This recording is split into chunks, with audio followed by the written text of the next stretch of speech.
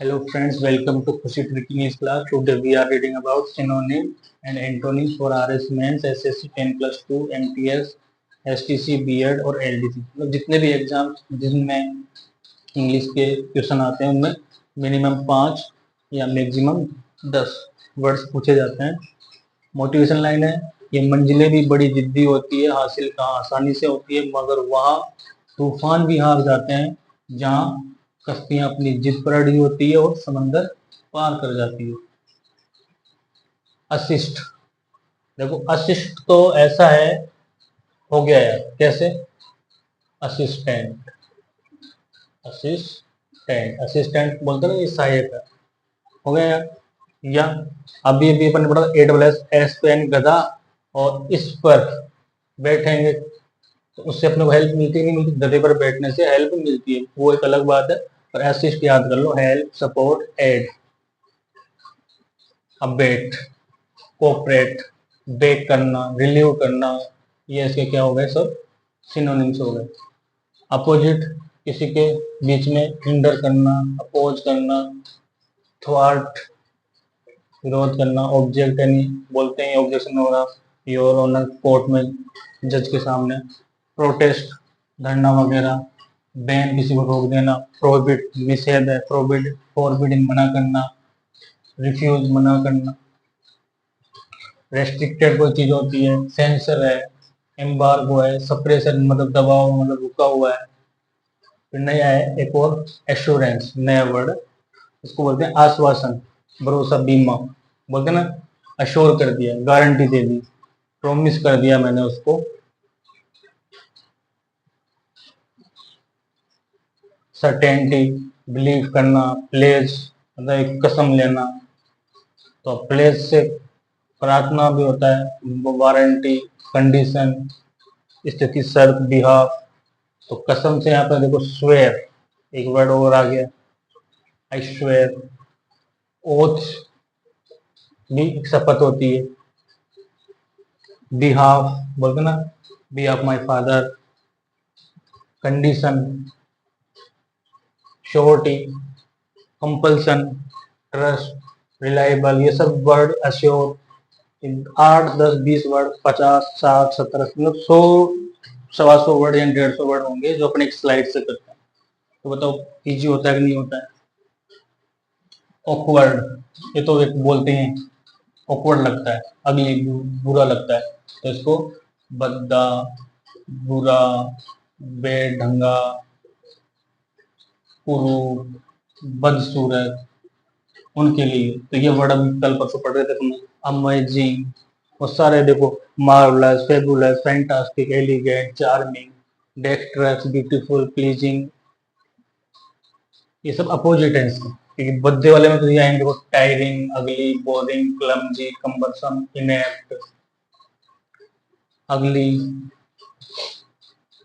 उसमें ये ऑकवर्ड एक नया वर्ड है, अच्छा वर्ड है, जनरली यूज भी करते हैं जो इंग्लिश स्पीकिंग में बड़े बड़े शहरों में बड़े जो स्टूडेंट वगैरह एजुकेटेड लोग होते हैं, बोलते हैं ऑकवर्ड सा नजर आ रहा है, मतलब बेकार सा।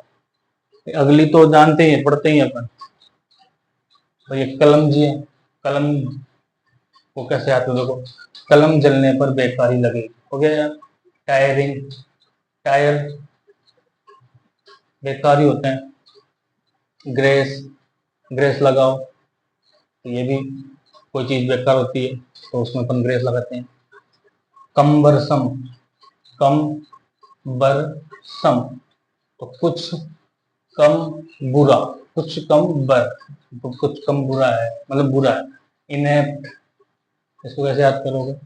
इनएप्ट, तो इसको, इनएप्ट को ऐसे याद करो, देखो, पीटी, इन अंदर, अंदर पीटी करोगे तो इसका मतलब है बुरी पीटी कर रहे हो आप, तो इनएप्ट कैसे याद कर लो। इनएलिगेंट, ये भी बद्दा होता है। एक आर्टफुल, ये भी अच्छा वर्ड है। एलिगेंट तो आप जानते हो, एक्सलेंट, यहाँ पे आ जाएगा तो वर्ड येलो, एक्सलेंट होता है, वैसे एलिगेंट भी शानदार होता है। इन एलिगेंट इसका अपोजिट हो जाएगा। हाफुल, भयानक है, बुद्धा, ये इससे और याद कर लो, हाफुल। देखो, आधा भी है और फुल भी है, तो अगर पूरा है तो वो अच्छा है, आधा है तो वो बेकार है, तो दोनों याद हो जाएंगे इससे। Charming, beautiful, pleasing, dextrous, adapt, ये देखो ये इनेप्ट याद नहीं हो रहा था, इसको अडेप्ट से याद करो। Adapt, inept. अडेप्ट तो होता है जो दक्ष हो, अच्छा हो, चार्मिंग हो। इनेप्ट यानी वो उसका अपोजिट हो जाएगा। तो कुछ कुछ वर्ड ऐसे हो जाते हैं, स्किलफुल है, डेक्स्ट्रस वो बताया था कि योग्य है, मार्वलस शानदार, फेबुलस शानदार, फैंटास्टिक शानदार, अट्रैक्टिंग आकर्षक, एस्टोनिश आश्चर्यजनक, अम्यूजिंग मनोरंजक, इनएक्सपीरियंस्ड ये अलग वर्ड है, एक्सीलेंट शानदार।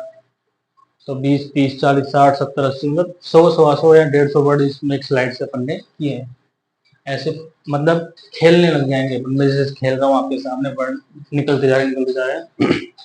ऐसे वर्डों से खेलते खेलते एक दिन आप प्रैक्टिस टू प्रैक्टिस, बोलते ना कि practice makes a man perfect, practice से ही होगा।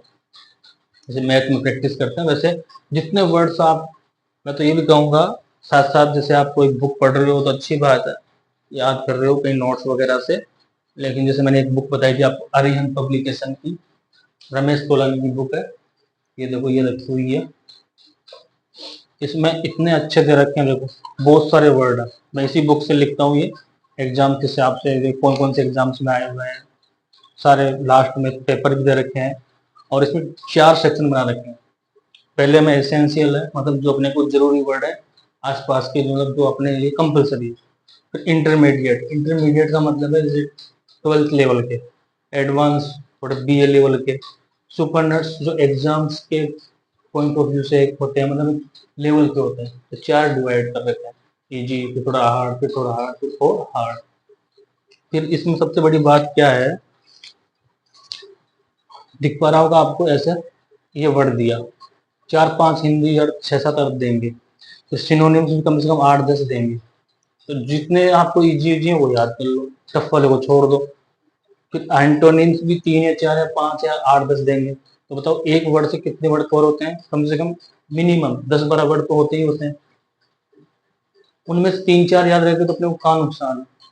फिर वही मैं यहाँ पे लिंक कर करके आपको पढ़ा रहा हूँ, अच्छी बुक है, रमेश रोशन तोलानी की, सॉरी रोशन तोलानी और अरिहंत पब्लिकेशन, इसका टॉपिक मतलब बुक का नाम ही सिनोनिम एंड एंटोनिम्स, इसी की बुक आती है, बहुत अच्छी बुक है।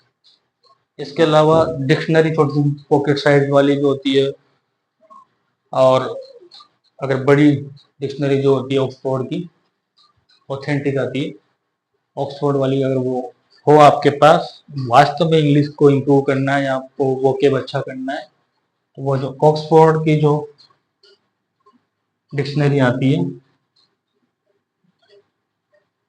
उसको भी आप थोड़ा थोड़ा पढ़ने की कोशिश करें, तो वहां से भी आप नॉलेज गेन कर सकते हैं। लेकिन उसमें यही है कि थोड़ा टफ पड़ता है, उसमें टफ इसलिए पड़ता है कि उसमें वर्ड जो है 5-7 अर्थ देंगे, अलग अलग ग्रामेटिकल भी पॉइंट डाल देते हैं उसमें, ये नाउन है, प्रोनाउन है, आर्टिकल है, और थोड़ा प्रोनाउंसिएशन जो अपन बोलते हैं वो उसमें नहीं होता, उसमें एक अलग सा ही होता है।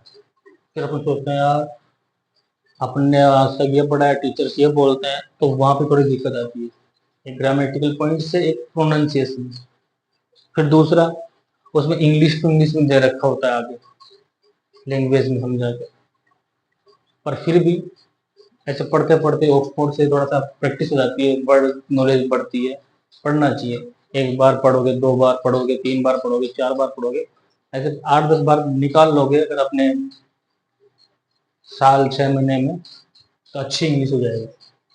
Okay, best of luck. Video को शेयर करना, लाइक करना और एक सब्सक्राइब करना, और घंटी को भी दबा देना। घंटी को दबाने से ये है कि सभी वीडियो जो मैं आपके लिए मेहनत कर रहा हूँ उन सभी वीडियो से आपको नोटिफिकेशन मिल जाएंगे। Okay, best of luck.